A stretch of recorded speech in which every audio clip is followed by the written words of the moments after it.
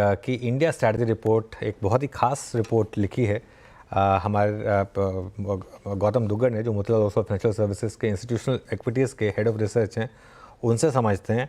Gautam, good afternoon. अच्छा गौतम, मैं आपकी रिपोर्ट बहुत शानदार है और मैं उस पर टाइम स्पेंड करूंगा, लेकिन क्योंकि अभी थोड़ा टॉपिकल है और अभी हम मंगलम से बात कर रहे थे, एक आपका रिएक्शन अगर हो जाए एशियन पेंट्स पर आज जिस तरीके से मार्केट ने पनिश किया, क्या ये मार्केट के लिए भी एक आगे के लिए ख़राब साइंस है?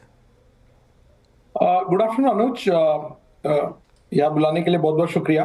सी देखिए, एशियन पेंट का नंबर बहुत ही वीक थे, इसमें कोई दो राय नहीं है। मैंने तो मतलब मेरे 17 साल के कंज्यूमर सेक्टर ट्रैक करने के एक्सपीरियंस में एशियन पेंट को वॉल्यूम डिक्लाइन रिपोर्ट करते बहुत ही रेयरली देखा है। लास्ट टाइम जब एशियन पेंट ने वॉल्यूम डिक्लाइन दिखाया था, अगर मैं गलत नहीं हूं तो वो 2Q FY13 में दिखाया था, आज से करीबन 10-11 साल पहले। कोविड का एक क्वार्टर मैं एक्सक्लूड कर रहा हूँ क्योंकि वो आप नहीं ले सकते हैं किसी भी कंपनी के लिए। दूसरा, जो वैल्यूएशंस हो चुके थे एशियन पेंट्स के पिछले 3-4 साल में, हालांकि कम कम होते गए, थोड़ा थोड़ा स्टॉक डीरेट हुआ है, बट अर्निंग्स भी डीरेट हुई है, अर्निंग्स भी काफी डाउनग्रेड हुई है। तीसरी बात, कंपटीशन जोर से बढ़ गया है इस स्पेस में पिछले 3 साल में। अगर आप देखें, मुझे एग्जैक्ट डेट याद नहीं है, जिस दिन से बिरला ने अनाउंस किया कि वे पेंट्स के सेक्टर में आ रहे हैं, उस दिन से एशियन पेंट का स्टॉक अगर आप देखेंगे तो लगभग जीरो रिटर्न ही होगा। सो बेसिकली इनिशियली ऐसा लगा था कि कंपटीशन बहुत ज्यादा डेंट नहीं कर पाएगा, लेकिन कंपटीशन ने डेंट किया है। आप मार्जिन देखिए, एशियन पेंट का पीक पे मार्जिन 23-24% हुआ करता था, अगर आप पिछले 10-12 क्वार्टर्स के नतीजे देखेंगे तो। अब वो मार्जिन 15-16% पे आ गया है, और साथ ही साथ कंजम्पशन में भी स्लो डाउन है। ये हमें बाकी कंपनीज के नतीजों में भी दिखा है, चाहे लीवर हो, डाबर हो, नेस्ले हो, डीमार्ट हो, रिलायंस रिटेल हो, QSR कंपनीज हो।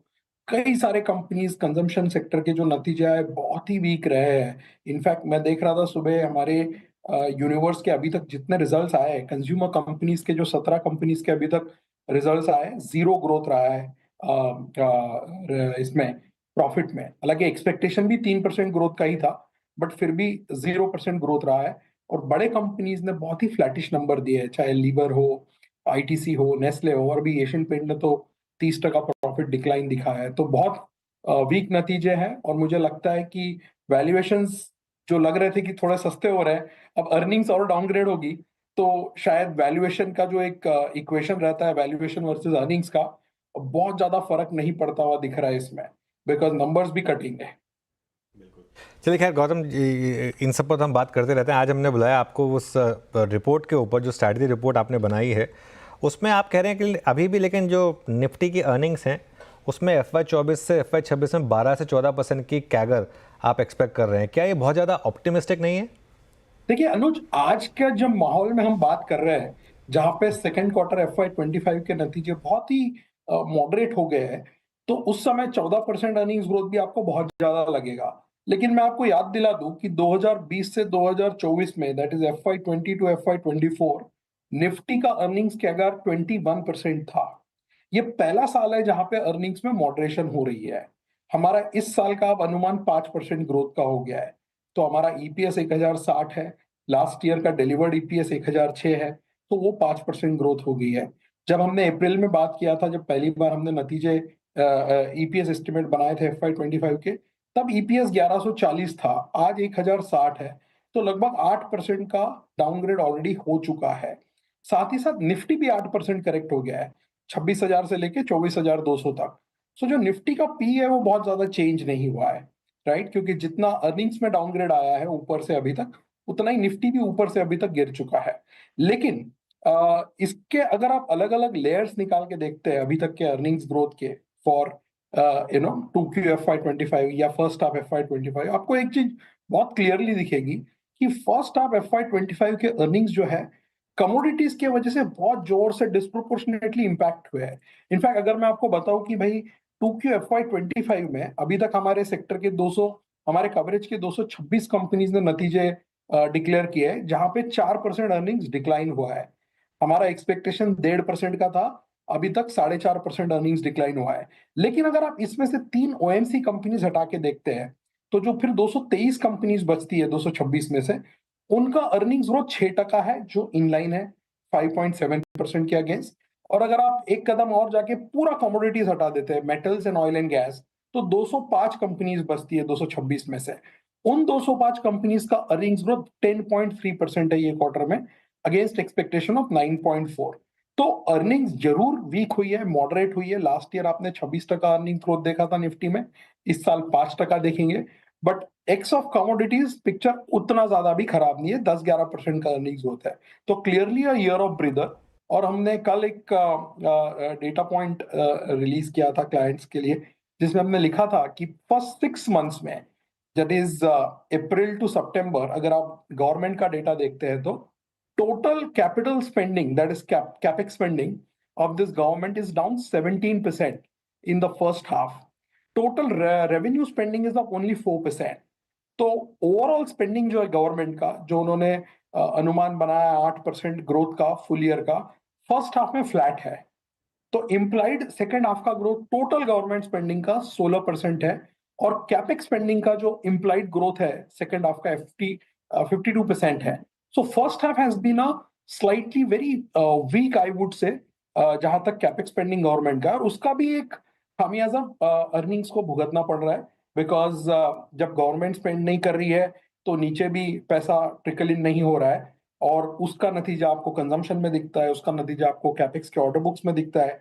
मुझे लगता है कि अक्टूबर के बाद फेस्टिव सीजन, गुड मॉनसून, बहुत बड़ा वेडिंग सीजन आगे है। इस वेडिंग सीजन में 48 लाख शादियां हैं, जो 30% हायर है लास्ट ईयर के वेडिंग सीजन के मुकाबले। इन सब का इफेक्ट आपको सेकेंड हाफ में थोड़ा थोड़ा दिखेगा। बट आपकी बात सही है, अर्निंग्स खराब हुआ है ये साल में। हमारा FY26 के जो एक्सपेक्टेशन है, वहां पे अभी भी हमें 15-16% ग्रोथ का अनुमान लग रहा है। अब गौतम, फिर ऐसी सिचुएशन में ये जो अर्निंग्स खराब हुई और मार्केट में करेक्शन की जो शुरुआत हुई है, कितनी अपॉर्चुनिटी पकड़ने की कोशिश करें? ऑफ कोर्स सब लोग कहते हैं don't catch a falling knife, लेकिन डिप्स का ही फायदा जब लोग उठाते हैं तब लॉन्ग टर्म में पैसा बनता है। और वो आपकी रिपोर्ट में बखूबी आपने मेंशन भी किया है कि कैसे 10 सालों में रिलायंस इंडस्ट्रीज का मार्केट कैप 3 ट्रिलियन से रफली 18 ट्रिलियन पहुंचा, TCS का मार्केट कैप 4 ट्रिलियन से 15 ट्रिलियन पहुंचा। तो ये 10 सालों की कहानी है। यहाँ से आगे अगले 10 साल देखने हैं, तो कहाँ पर वो अपॉर्चुनिटीज अब ढूंढना शुरू करें? क्या यही जो फ्रंट रनर्स रहे थे उन्हीं में कन्विक्शन है, या फिर कुछ और मिड कैप साइड पर भी अपॉर्चुनिटीज दिखेंगी? हर्षा, देखिए, इंडिया की सबसे बेहतरीन बात यह है कि यहाँ पे साइज है, ग्रोथ है, और डिवर्सिटी है। हमारा मार्केट कोई एक सेक्टर पे डिपेंडेंट मार्केट नहीं है बाकी देशों के मुकाबले, जहाँ पे या तो कमोडिटीज ड्रिवन मार्केट होता है, या सेमीकंडक्टर, या कोई एक पर्टिकुलर टेक्नोलॉजी से पूरा मार्केट चलता है। हमारे यहाँ पे बहुत सारे सेक्टर है। हम मोतीलाल ओसवाल में ही 25 सेक्टर ट्रैक करते हैं 300 कंपनीज के बीच में, राइट? तो अपॉर्चुनिटीज हमेशा बहुत होती है इंडिया में, even in a very roaring bull market where valuations are very expensive, आपको कुछ ना कुछ अपॉर्चुनिटीज जरूर मिलेंगे। और आज तो मार्केट थोड़ा करेक्ट हुआ है, निफ्टी 8% डाउन है, बाकी इंडाइसेस भी 8 से 10% के बीच डाउन है। मोर इंपॉर्टेंटली इंडिविजुअल स्टॉक्स काफी करेक्ट हुए हैं। अगर आप NSE 500 का डेटा निकाल के देखेंगे, तो आउट ऑफ 500 स्टॉक्स करीबन 100 स्टॉक्स ऐसे हैं जो 20% से ज्यादा करेक्ट हुए हैं। हालांकि वैल्यूएशंस इंडेक्स लेवल पे अभी भी उतने चीप नहीं है, बट कई सारे स्टॉक्स में, स्पेशली लार्ज कैप में, हमें लगता है थोड़ी अपॉर्चुनिटीज बन रही है। जैसे PSU बैंक्स है, PSU बैंक अकेला सेक्टर है इस क्वार्टर में जहां पे 6 के 6 PSU बैंक जो हम ट्रैक करते हैं, उनके नतीजे उम्मीद से बहुत बेहतर आए हैं। एंड आपने SBI देखा ही होगा सैटरडे, बट उसके पहले भी जो नतीजा है, bank of Baroda, Canara, union, Indian bank, PNB, सब ने एस्टिमेट्स को बीट किया है। दूसरा, हेल्थ केयर, जहां पिछले 5 क्वार्टर से नतीजे बहुत अच्छे थे, ये क्वार्टर भी उन्होंने एक्सपेक्टेशन के मुताबिक 16% अर्निंग्स ग्रोथ दिया है। तीसरा, रियल एस्टेट, ओवरऑल बहुत ही सॉलिड नंबर्स रहे रियल एस्टेट के, चाहे आप ऑपरेशनल ट्रेंड्स देखे या हेडलाइन नंबर्स देखे, एबिटा या प्रॉफिट, बहुत अच्छे नतीजे रहे हैं।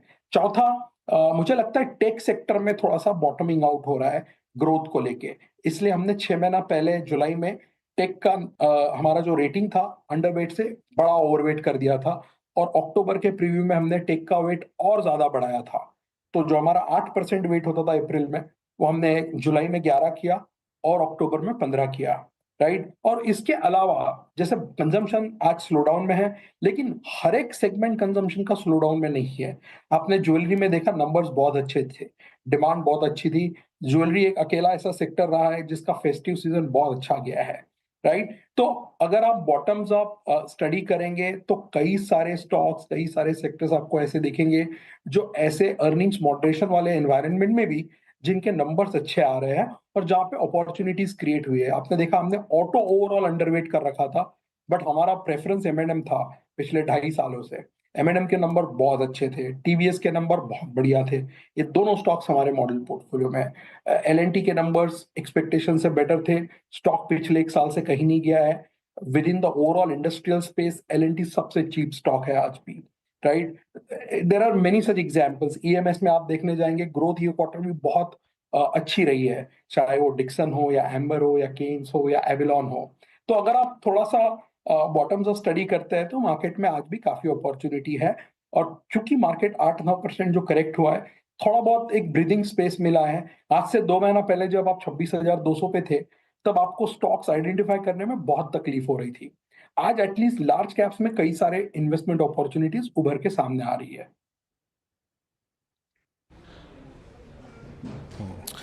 गौतम जी, मैं अपने 2 प्रश्न आपकी तरफ केंद्रित करके बैठा था। एक था पीएसयू बैंक्स, जिसका जवाब आपने ऑलरेडी दे दिया।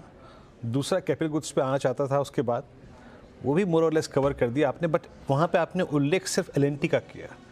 इस मंच पे आए हुए जितने विशेषज्ञ हैं वो एक बात को कह रहे हैं कि वो जो कैपेक्स है both from I think government and private side, that is slowing down. क्या इसकी चिंता आपको भी है और आपका पूरे कैपिटल गुड्स पे view and along with ABB, Siemens and Cummins? जी बिल्कुल। सी हमारा कैपिटल गुड्स पे व्यू बहुत पॉजिटिव है। इस पे कोई दो राय नहीं है कि थोड़ा सा गवर्नमेंट स्पेंडिंग में जो स्लो डाउन आया है इलेक्शन के बाद, गवर्नमेंट फॉर्मेशन में जो टाइम लगा है, उस चक्कर में मुझे लगता है थोड़ा सा capital spending on a 6 month basis versus last year 6 months थोड़ा सा वीक लग रहा है। बट ये जैसे जैसे आप आगे बढ़ोगे ये इम्प्रूव होता जाएगा, because now government is in place, elections are behind. जितने भी सब कुछ ये चीजें थी जो इम्पैक्ट कर रही थी कैपिटल स्पेंडिंग को, वो पीछे हो गई है अभी। तो यहाँ से आपको कैपिटल स्पेंडिंग और बेहतर होते हुए दिखेगी। दूसरा, प्राइवेट कैपेक्स तो अभी बहुत ज्यादा ये पकड़ा हुआ नहीं है। मुझे लगता है प्राइवेट कैपेक्स इस साइकिल में बहुत ही कैलिब्रेटेड रहेगा। तो जहां तक आपका पॉइंटेड क्वेश्चन है, एल&टी के अलावा हमें एबीबी ठीक लगता है, क्यूमिंस ठीक लगता है। और कमिंस के नंबर आपने देखे हैं, काफी अच्छे थे। लगभग मुझे लगता है 40% के करीब उनका प्रॉफिट ग्रोथ रहा है, 42% के करीब उनका एबिटा ग्रोथ रहा है, अगर मेरे नंबर्स गलत नहीं है तो कैपिटल गुड्स हमें बहुत अच्छा लगता है। और थोड़ा बहुत जो करेक्शन आया है इन स्पेसेस में, जैसे एबीबी मुझे लगता है टॉप में रिसेंटली 2-3 महीना पहले 9,200 का भाव था, अभी करीबन 7,000 के आसपास उसका भाव आया है। थोड़ा सा नंबर्स इस क्वार्टर का अगेंस्ट द एक्सपेक्टेशंस वीक था, बट वो वीक नंबर भी 22% अर्निंग्स ग्रोथ देके गया है। हालांकि एक्सपेक्टेशंस हमारे करीबन 50% अर्निंग्स ग्रोथ के थे एक क्वार्टर में, बट मुझे लगता है कुछ लॉन्ग ड्यूरेशन वाले ऑर्डर्स उनके फ्रक्टिफाई नहीं हुए हैं। तो ये सारे जो अपॉर्चुनिटीज है ये आपको हर बुल मार्केट में मिलेंगे। अगर आप 2 महीना पहले किसी से बात करते हैं तो कई सारे लोग आपको ये कहते हैं कि भाई इंडस्ट्रियल स्टॉक्स बहुत महंगे हैं, अगर 1-2 क्वार्टर खराब आता है, स्टॉक गिरता है, तो हम उसमें एंट्री लेंगे। तो वो टाइम मेरे हिसाब से अब आना चालू हो गया है, जहां पे आपको इंडिविजुअल बॉटम अप स्टडी करना पड़ेगा कि कौन से स्टॉक में गिरावट टेम्पररी है, कहाँ पे अर्निंग्स फिर से पिकअप होगा, कहाँ पे नंबर्स फिर से अच्छे दिखेंगे, और वहां पे आप फिर से मेरे ख्याल से अगले 1 से 2 साल के हिसाब से पोजीशन बना सकते हैं। बट वो है वो पीरियड जो था जहां पे आपका पी 30 से लेके 80-90 तक था, चला गया था, रीरेट हो गया था 1-1.5 साल में। मुझे नहीं लगता वो पीरियड वापस आसानी से आने वाला है। अच्छा, आप ही की रिपोर्ट्स में अब मैं जो कुछ टॉप आइडियाज़ देख रहा हूँ उनमें लार्ज कैप में मुझे टाइटन दिखाई दे रहा है और मिड कैप में इंडियन होटल्स दिखाई दे रहा है, और ट्रेंड गायब है इसमें जो आपका इतना स्ट्रॉन्ग फेवरेट स्टॉक रहा है। तो अगर ये इंडियन होटल्स के अच्छे नंबर आए, ऑब्वियसली टाइटन के हालांकि नंबर्स खराब थे, और ट्रेंड क्यों गायब है आपकी इस लिस्ट में से? अनुज, आपकी आवाज थोड़ी धीमी थी, तो जितना मैं समझ पाया हूँ आपने ट्रेंड, टाइटन और इंडियन होटल्स की बात। हाँ, मैंने कहा कि इंडियन होटल्स और टाइटन आपके टॉप पिक्स में है, लेकिन ट्रेंड नहीं है, तो वो मैं थोड़ा पूछ रहा था आपसे। नहीं, तो ट्रेंड हमारा अभी भी बहुत हाई कन्विक्शन बाय आइडिया है। चूंकि आप जो लिस्ट देख रहे हैं वो मॉडल पोर्टफोलियो की लिस्ट देख रहे हैं। मॉडल पोर्टफोलियो में ट्रेंड मौजूद नहीं था और ट्रेंड भी काफी करेक्ट हो गया है ऊपर से। हालांकि trend has just gone to the price on which it was trading in August 2024। तो ऐसा लग रहा है कि 8,500 का 6,500 हुआ है, बट अब अगर देखेंगे तो अगस्त में ये भाव 6,500 था, तो केवल 2 महीने का प्राइस नीचे आया है। लेकिन आप नंबर्स की बात करें तो ट्रेंड का number despite 5-6% miss top line बहुत ही स्ट्रॉन्ग नंबर थे। करीबन 40% उन्होंने भी प्रॉफिट ग्रोथ रिपोर्ट किया है और करीबन 40 के आसपास ही उनका एबिटा और रेवेन्यू ग्रोथ भी था, जो कि ये एनवायरनमेंट में मैं कहूँगा बहुत ही स्ट्रांग था। क्योंकि जो ट्रेंड के पियर्स है, चाहे आप रिटेल में ले लीजिए या डीमार्ट पकड़िए, उनके अगर आप नंबर्स देखेंगे तो थोड़े से नंबर्स सॉफ्ट थे। तो उनके कॉन्टेक्स्ट में अगर आप ट्रेंड का परफॉर्मेंस देखते हैं प्योरली ऑन अर्निंग्स, 1 मिनट के लिए स्टॉक प्राइस आप बाजू में रखिए, तो अर्निंग्स बहुत ही स्ट्रांग रही है। तो मुझे लगता है जो करेक्शन आया है और अगर ये ग्रोथ आगे भी सस्टेन होते नजर आ रही है, हमें लगता है अगला 3 साल भी ट्रेंड 30% से ज्यादा अर्निंग CAGR करेगा। तो every correction in my view in trend is a buying opportunity. Indian hotel हमारा बहुत लॉन्ग स्टैंडिंग टॉप आइडिया और मॉडल पोर्टफोलियो पिक रहा है। हमें लगता है होटल और रियल एस्टेट ये 2 सेक्टर ऐसे हैं जिनकी साइकिल अभी मिड लेवल पे पहुंची है और इनकी अप साइकिल में अभी भी 2-3 साल का टाइम बाकी है। तो मैंने आपको रियल एस्टेट के भी नंबर्स बताए थे बिगिनिंग में। होटल्स में हमारा इंडियन होटल एक लॉन्ग स्टैंडिंग टॉप आइडिया रहा है। इस क्वार्टर के नतीजे बहुत ही स्ट्रांग थे उनके, थोड़ा सा अर्निंग्स भी अपग्रेड हुआ है। तो वहां पे हम जस्ट कंटिन्यू कर रहे हैं हमारा व्यू, बिकॉज हमें लगता है ये साइकिल अभी अप साइकिल में बहुत टाइम बाकी है। और लास्टली टाइटन, पिछला 1-1.5 साल से टाइटन में थोड़ा सा मार्जिन पे प्रेशर रहा है because of competition, because of new players getting lot of capital और थोड़ा बहुत लैब डायमंड की वजह से भी एक एंशियसनेस रहा है। बट मुझे लगता है जो टाइटन का हिस्ट्री रहा है पिछले 40-50 साल का, हर साइकिल को उन्होंने बहुत अच्छे से हैंडल किया है, राइट। तो मुझे लगता है ये जो मार्जिन का अभी आपको प्रेशर दिख रहा है पिछले 3-4 क्वार्टर से, वो हैंडल मेरे को लगता है वो वापस से अपने ट्रेंड पे पहले पहुंच जाएंगे 12-13% के जो उनके एबिट मार्जिन होते थे। तो ये अच्छी एक बाइंग अपॉर्चुनिटी हमें नजर आ रही है, इसलिए हमने टाइटन भी मॉडल पोर्टफोलियो में रखा है। ऑलराइट, गौतम बहुत बहुत शुक्रिया आज हमारे साथ जुड़ने के लिए, और फिर आपसे कभी दोबारा बात करेंगे कुछ और टॉपिक्स पर, बट आज हमसे बात करने के लिए बहुत बहुत शुक्रिया आपका। चलिए।